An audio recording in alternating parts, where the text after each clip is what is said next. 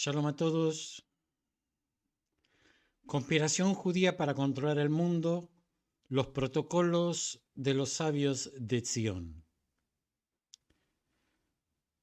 Vamos a ver de qué se trata este panfleto antisemita, publicado en Rusia a finales del siglo XIX.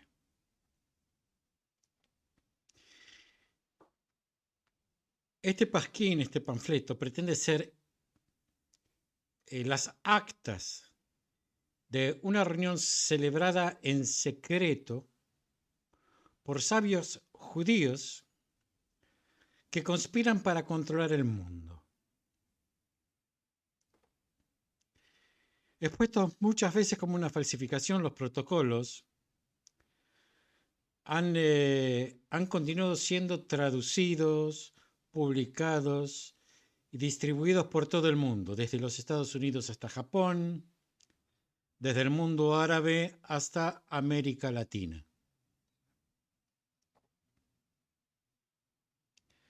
Yo creo que los leí por primera vez cuando tenía 15 años en castellano, en Argentina. O sea que hace 55 años. Su legado está vivo y coleando hoy en día en los estatutos del grupo terrorista palestino Hamas, como así también entre los negadores del Holocausto y los teóricos de la conspiración. Veamos el contenido de los protocolos.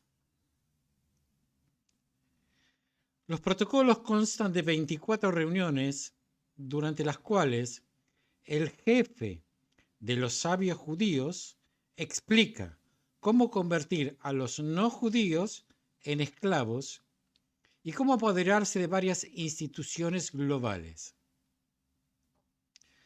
El texto contiene una crítica al liberalismo, un análisis de los métodos que pueden utilizarse para hacerse con el control del mundo y una conspiración del Estado universal por venir. Este libraco no da detalles, es algo muy pequeñito, es un librito muy chiquitito, no da detalles sobre la identidad de los sabios, el autor de las minutas, la hora y el lugar de las reuniones, las audiencias previstas o las formas en que se hizo público el manuscrito. Diferentes ediciones dan diferentes relatos de dónde se encontró el manuscrito. En algunas ediciones dicen que se descubrió en la Cancillería de Sion, supuestamente ubicada en Francia. En otros fue obtenido por una mujer que conocía a uno de los participantes líderes de la masonería, que era otra sociedad típicamente asociada con las conspiraciones judías. Algún día hablaré también de las masonerías. En otras ediciones los protocolos dicen que fueron presentados por el propio Teodoro Herzl en el primer congreso de Basilea en el año 1897. ¿Quién escribió verdaderamente los protocolos? A finales del siglo XIX, cuando el descontento popular al régimen zarista en Rusia, la policía secreta del zar, conocida como la Okrana, que es lo que es la precursora del KGB, abrió una sucursal en París, con la esperanza de asegurarse una alianza franco-rusa. El jefe de la sección, Pierre Ivanovich Rachkovsky frustró atentados con bombas que él mismo había planeado, hizo asesinar a enemigos personales, escribió cartas denunciando a los llamados revolucionarios y publicó panfletos anónimos que luego usaría como prueba de la actividad antizarista y que necesitaba ser frenado. Los protocolos dan una muestra de su imaginación. Estaba buscando un chivo expiatorio para calmar los disturbios rusos contra el zar en la década de 1890. Como de costumbre, los judíos resultaron útiles, ya que el antisemitismo estaba muy extendido en Rusia. Y las teorías de conspiración que involucraba a judíos estaban floreciendo en ese momento. De hecho, otra denuncia pragmática de la conspiración judía ocurrió en Francia en 1894 con el caso Dreyfus, que me imagino muchos de ustedes conocen, que también tendría que hablar sobre el caso de Dreyfus. Voy a ver si hago también un artículo sobre el caso Dreyfus. Rachkovsky, quien más tarde fue desenmascarado como autor de panfletos pseudo-revolucionarios y obligado a regresar a Rusia, fabricó los protocolos. No sabe bien si en 1897 o en 1898, en París. Envió este manuscrito revelador a un escritor místico ruso, Sergei Nilus, quien lo tradujo del francés al ruso. O sea, inicialmente fue hecho en ruso, del ruso traducido al francés, y ahora Sergei Nilus lo tradujo del francés al ruso y publicó el texto en el año 1903 en una revista nacionalista, Znaima. El editor de esta revista, Kutchevan, era un conocido líder antisemita en Rusia. Fue el que organizó el pogrom en ese año en Kishinev. Como en todas las ediciones posteriores, en los protocolos no se menciona el autor ni el origen del manuscrito. Simplemente se afirma que el documento fue escrito en Francia y se agregaba el subtítulo: Conspiración judía para controlar el mundo. Esto se agregaba en algunas portadas de algunas ediciones. Yo no me acuerdo si en la edición de Argentina también figuraba esto.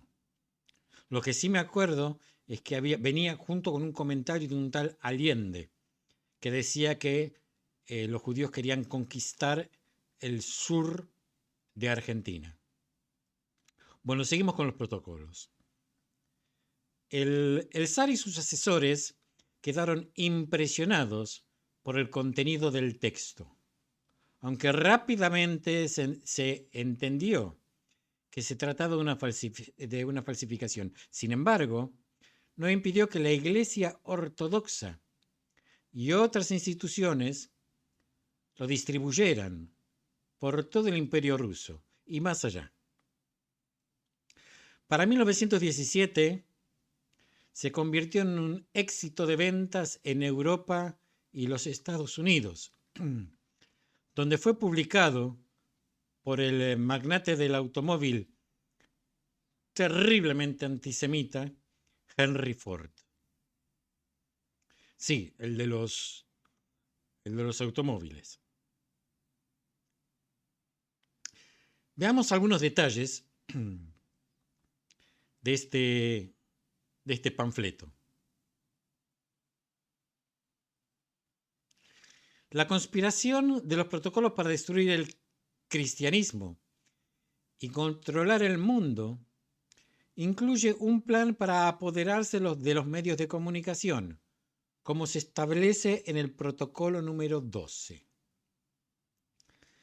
La literatura y el periodismo son dos de las fuerzas educativas más importantes y por lo tanto nuestro gobierno se convertirá en propietario de la mayoría de las revistas. Nos pondrá en posición de una tremenda influencia en la mente del público.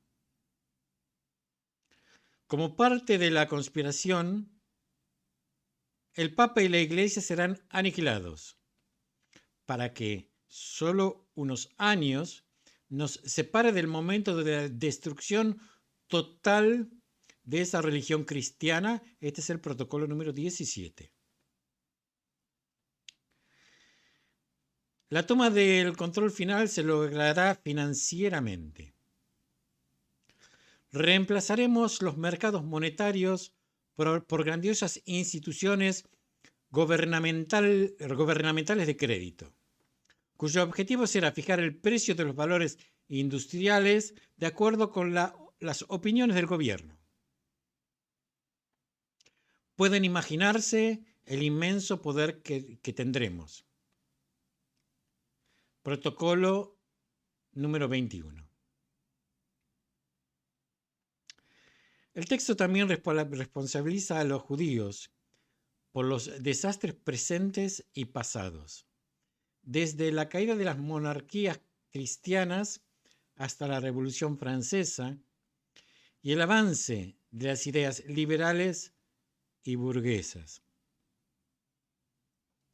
Los protocolos contienen una serie de metáforas esenciales para el vocabulario de la conspiración, como por ejemplo una mano invisible, empujando piezas en un tablero de ajedrez. Los conspiradores son retratados como serpientes venenosas, arañas tejiendo sus telas y lobos listos para devorar ovejas cristianas. Los últimos protocolos describen el futuro reinado de los judíos en términos cristianos, anunciando la venida de un rey de los judíos, que será el verdadero papa del universo, el patriarca de una iglesia internacional. En mayo de 1920, el Times de Londres escribió favorablemente sobre los protocolos. Los juzgó reales por su valor profético, diciendo que el verdadero peligro no procedía de Alemania, sino de los judíos, y que todo lo que se hizo contra los judíos fue justificado, necesario y urgente. Sin embargo, un año después el Time retiró su apoyo al folleto. El corresponsal del Time en Constantinopla, Philip Graves, descubrió que los protocolos eran una invención. El reportero reveló que los protocolos no se originaron en una misteriosa fuente judía e incluyeron secciones plagiadas de un libro escrito en el año 1864 por un francés, Maurice Joly, que atacaba a Napoleón III y sus políticas. Los protocolos contenían alrededor de 160 pasajes copiados, tomados del diálogo en el infierno de Joly entre Maquiavelo y Montesquieu.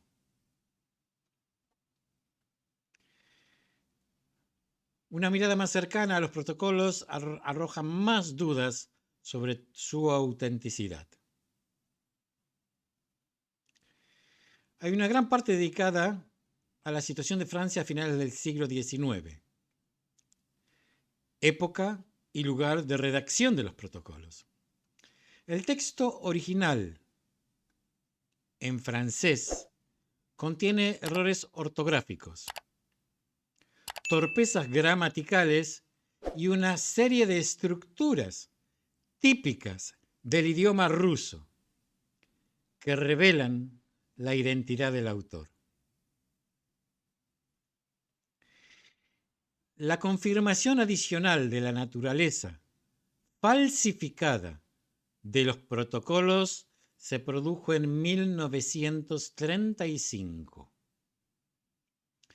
Durante un juicio en Berna, en Suiza, la Federación de Comunidades Judías de Suiza demandó a un grupo pro-nazi local, un grupo pro-nazi de Berna, por distribuir copias del panfleto antisemita.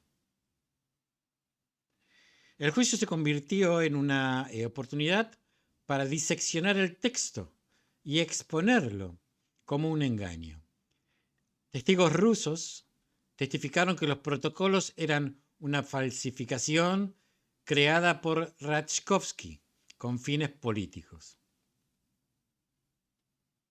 Y sin embargo, la popularidad y el legado de los protocolos continuaron floreciendo.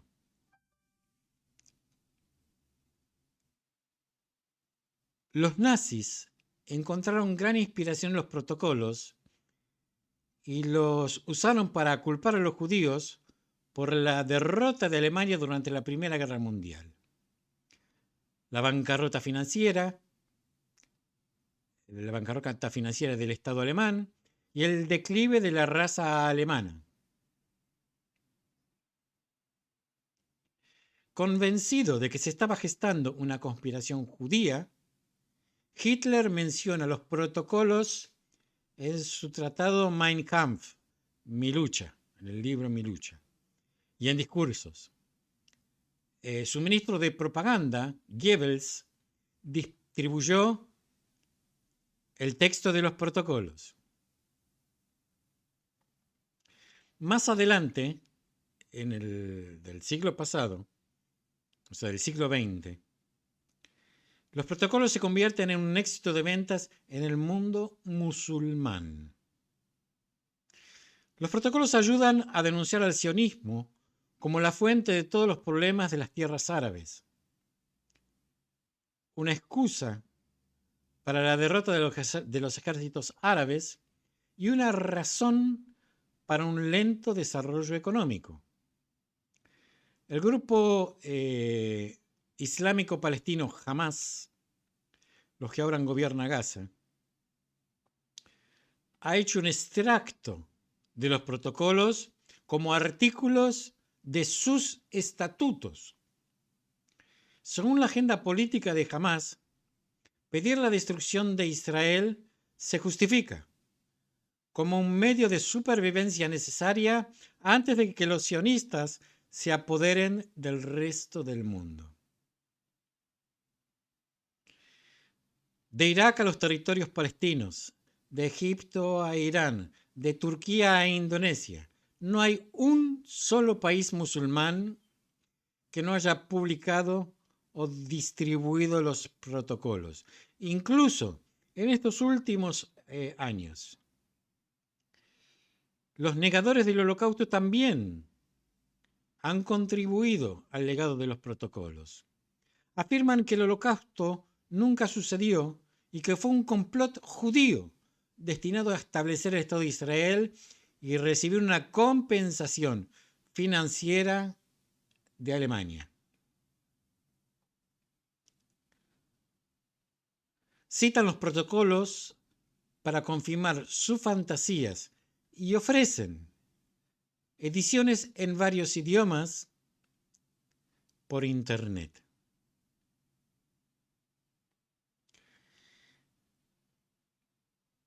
El hecho de que el texto de los protocolos continúe siendo reimpreso, citado y reciclado hasta el día de hoy, sigue siendo una curiosidad preocupante en la historia de los engaños y la literatura de conspiración. Muchas gracias a todos. Espero haber sido lo suficientemente claro de qué se trata este pasquín y nos seguimos escuchando si Dios quiere.